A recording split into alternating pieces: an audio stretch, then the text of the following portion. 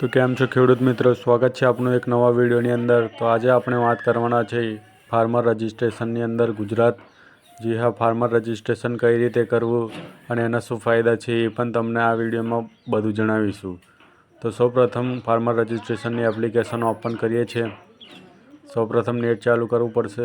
Net ચાલુ કર્યા બાદ કંઈક આ રીતે તમને ઓપ્શન દેખવા મળશે। એમાં KYC ડિટેલ પર ક્લિક કરશું તો આ રીતે ફાર્મર રજિસ્ટ્રેશન કરવામાં આવે છે। તો જે પણ ખેડૂતને રજિસ્ટ્રેશન કરવું હોય તેને માત્ર 30 રૂપિયામાં રજિસ્ટ્રેશન કરીને આપવામાં આવશે। અને અહીં એનરોલમેન્ટ નંબર નાખવો હોય તો નાખી શકાય છે, પરંતુ ના નાખો તો પણ ચાલે। તો જે પણ ખેડૂતને ફાર્મર રજિસ્ટ્રેશન કરાવવું હોય તો માત્ર 30 રૂપિયામાં કરીને આપવામાં આવશે।